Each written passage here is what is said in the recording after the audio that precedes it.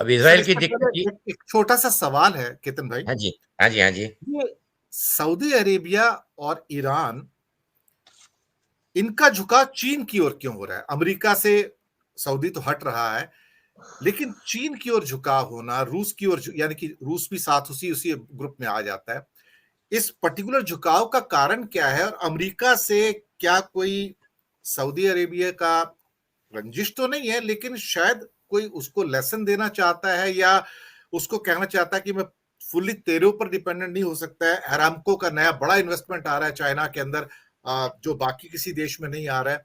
तो ये जो नई नई जुगलबंदी है, ये शायद जो नया पावर पोल है उसके अंदर बहुत कुछ कहता है। तो सऊदी क्यों झुक रहा है अल्टीमेटली, ये ले देखकर, क्या कहते हैं कि चीन की ओर, और अपने पुराने साथी अमेरिका को छोड़कर?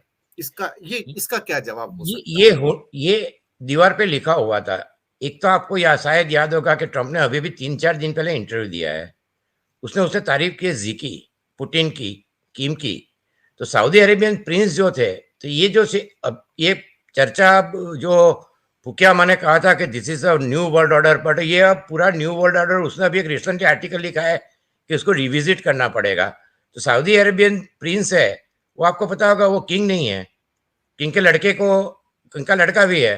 तो वो बैठ गए हैं वहां। उन्होंने वॉशिंगटन पोस्ट के एक जर्नलिस्ट का जो तुर्की में हत्या हुई थी, तो बाइडेन ने अपने इलेक्शन कैंपेन में कंटिन्यूअस कहा था कि ही सब परिया। तो उनके लिए ये एक दिक्कत थी। ईरान के लिए दिक्कत ये है कि उनके ऊपर जो अमेरिका ने सैंक्शन लगाई है, तो वो भी नहीं हो रहा है। तो ट्रंप के टाइम में क्या था कि ट्रंप पुतिन की इन्फ्लुएंस में थे, और एक जो सभी ऑटोक्रेट थे, बोल्सोनारो गए, बोरिस जॉनसन भी, हम ऑटोक्रेट नहीं कह सकते, पर उनकी जो मानसिकता थी तो वो भी गए। तो अब एक चीज ये हो रही है कि जो वर्ल्ड में ऑटोक्रेटिक पावर है, तो सऊदी अरेबिया और ईरान, उनके लिए अमेरिका के साथ बैठना थोड़ा दिक्कत वाला हो गया, क्योंकि यूक्रेन वॉर के बाद जो नाटो अलायंस वीक था, वो अब एकदम स्ट्रांग हो गया है। और ये अलायंस में साथ में जापान है, ऑस्ट्रेलिया है, साउथ कोरिया है, न्यूजीलैंड है। तो अब इस परिप्रेक्ष्य में सऊदी अरेबिया को रशिया और चाइना के साथ जाना, और ईरान का भी जाना, बहुत आश्चर्य की बात नहीं है। एक कंट्री खाली इसमें बहुत अच्छा टाइट रोप वॉक कर रहा है, वो है तुर्की, और साथ में हमें भी करना पड़ रहा है।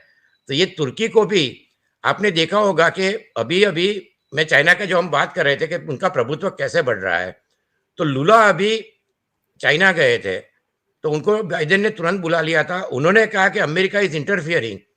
3 दिन में उन्होंने अपना स्टेटमेंट चेंज करना पड़ा ब्राजील जाके। उन्होंने ये कहा कि सॉवरेनिटी को ध्यान में रखना चाहिए, क्योंकि वो ओरिजिनल कम्युनिस्ट है। तो इसमें एक चीज ये है कि कोई भी कंट्री अभी रिस्क लेना नहीं चाहता है। हमारे जो, हम यदि अभी यूक्रेन के परिप्रेक्ष्य में देखें, तो हमने 7 बार एक्सटेंड किया है। हमारी फॉरेन पॉलिसी जो है वो कंसिस्टेंट, नाम नॉन अलाइंड और G77 की है, पर लास्ट दशक में बहुत चेंजेस हो गए हैं। और फॉरेन पॉलिसी में एक चीज होती है कि आप एकदम जो कहते हैं कि it's like a waltz, so if you don't dance with the tune then there is a trouble. तो अब ये है कि हमारी जो सिचुएशन है कि हम जिनके साथ है, इसमें 2 बड़े-बड़े ऑर्गेनाइजेशन है। एक आपने जो बताया एससीओ, दूसरा है ब्रिक्स। अब एक और नाटो और यूरोपियन यूनियन और ये सब पावर है, दूसरी और ये सब ऑटोक्रेटिक पावर है। एससीओ में चाइना का प्रभुत्व ज्यादा है, जैसे बिलावल भुट्टो भी आएंगे। तो ये सेंट्रल एशिया और उनके लिए है। हम ये चाइना को उसको फ्री हैंड नहीं दे सकते, पर एससीओ में चाइना का प्रभुत्व रहेगा, ये दीवार पे लिखी हुई बात है। ब्रिक्स, ब्रिक्स में मैंने जैसे कहा लूला कम्युनिस्ट है, तो अब ब्रिक्स में एक तो आ गया ब्राजील, दूसरा आ गया Russia. Russia is now subsidiary power, gradually it is going to become, it will not remain military super power. तो इसमें परिप्रेक्ष्य में यदि हम देखें, तो पहले जो परिस्थिति थी वो बहुत डिफरेंट थी कि रशिया जब और अमेरिका दो दूरी थी, तो रशिया की एक आइडियोलॉजी थी, चाइना की कोई आइडियोलॉजी नहीं है ऐसी। उनका तो एक मकसद है, उन्होंने एक सदी का प्लान बनाया था 2049, China will become a super power, जो उन्होंने पॉलिट ब्यूरो में कहा है। और 2022, तो 2022 में जो शुरुआत हुई है, तो 2039 तक जो करना है उनको, तो ये देखते हुए हमें ये सोचना पड़ेगा कि ब्रिक्स में भी अभी 1 महीने पहले साउथ अफ्रीका, चाइना और रशिया ने मिलिट्री एक्सरसाइज की है साउथ अफ्रीका में। तो वहां भी इतना जो हम सोच रहे हैं कि दोनों ब्लॉक है।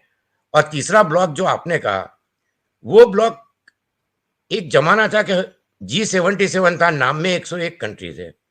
अब ये परिस्थिति नहीं रही, अब तो अफ्रीकन कंट्रीज भी चाइना की इन्फ्लुएंस में, कुछ रशिया की इन्फ्लुएंस में, लैटिन अमेरिका में भी यही हालत है। तो अब ये नासर, नेहरू, टिटो या फिडल कास्ट्रो, इंदिरा गांधी, उस तरह का माहौल तो है नहीं। तो इसमें ये है कि हमें इसमें जो भी कदम लेने हैं वो सोचने पड़ेंगे। संस्कृत में कहते हैं अहोरूपम अहोध्वनि। तो ये इस तरह की बात फॉरेन पॉलिसी में, रियलिस्टिक फॉरेन पॉलिसी होती है और उसके ऊपर ही ये चलता है। तो ये एक बहुत ही क्रूशियल पीरियड है, जैसे आपने कहा। अब इसके अंदर चाइना का जो है, उनकी भी कुछ दिक्कत है। तो इसके लिए हमारे लिए क्या अच्छी बात है? हमारे लिए अच्छी बात है कि हमारे लिए एक ब्रीदिंग स्पेस है। एक 10 या 20 साल का हमें कुशन मिल रहा है। आपने देखा होगा कि चाइना जी अभी पुतिन को मिल के आए, उन्होंने पीस प्लान दिया। उसके बाद यदि आप देखोगे तो चाइना में जर्मन चांसलर क्लोज 50 बड़ी बड़ी कंपनियां लेके गए। उसके बाद मैक्रोन गए। अब मैक्रोन ने जो स्टेटमेंट दिया, उनकी धुलाई हुई है, तो अब वो स्टेटमेंट थोड़ा वापस कर रहे हैं। पर मैक्रोन अकेले नहीं गए थे, वो यू के प्रेसिडेंट वांडर लेनिन को लेके गए थे, और जिनको अंजेला मर्केल ने चांसलर के लिए ग्रूम किया था। और मुझे लगता है शायद वो फिर से जर्मन चांसलर बनने के उनके चांसेस बहुत ही ज़्यादा है। तो उन्होंने बैलेंस किया था। लुला गए। तो ये सब विजिटें हो रही है हाई पावर, और जेलेंस्की ने भी कहा कि I would like to meet जी। तो ये सब परिस्थिति में चाइना एक अपना अच्छा फेस दिखाने का, वर्ल्ड पीस ब्रोकर की भूमिका में आने की कोशिश कर रहा